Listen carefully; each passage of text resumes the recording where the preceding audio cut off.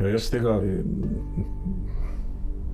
ne bi ravno ne bi imenoval politična kriza, ampak bi prej imenoval družbena kriza, ne? Ker ti politična kriza kot taka je zgolj posledica te družbene krize in seveda smo soočeni z njo, ne?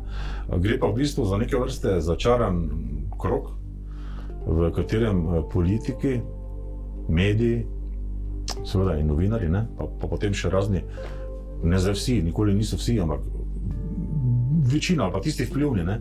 Tudi vzgojitelji in učitelji, marsikdo se od njih tega sploh po mojem ne zaveda, ne?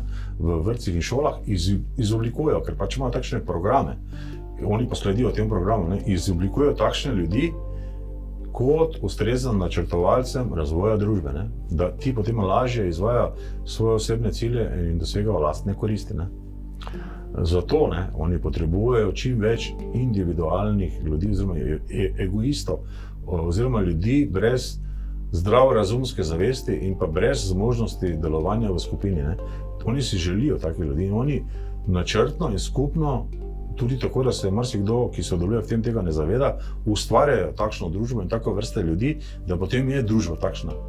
To se dogaja, mislim, dejansko pod krinko nekega humanizma, ne, tako oni to imenujejo, in pa lažnih, dejansko plačanih, ne, civilnih družb oziroma nevladnih organizacij, recimo tipa LGBT, QIA ali kaj jaz vem, in tako dalje, ne, se sploh ne vem zdaj več, kako se temu reče, pa tudi ne vem točno, kaj pomeni ta črka A v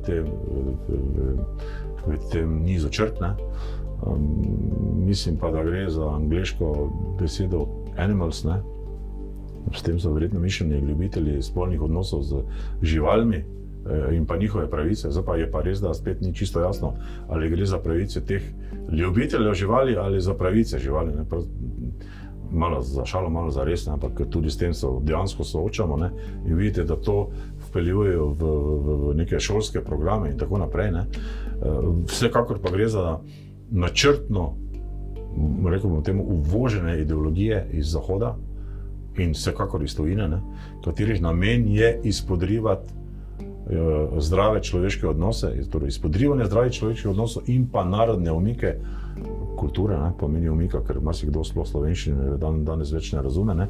In ta načrtna, ustvarjanje načrtne delitve, namernega povzročanja oziroma kregarije, namernega povzročanja kregarije, ja, tako, ne, ustvarjanja nekih novih, izmišljenih, nenaravnih spolov, pojavov, modnih muh, ne vem, kako lahko to vse imenujemo, ne, s katerimi se potem sodobni ljudje v tej poplavi raznovrstnih neumnosti in dezinformacij nazadnje celo uspejo poistovetiti, ne.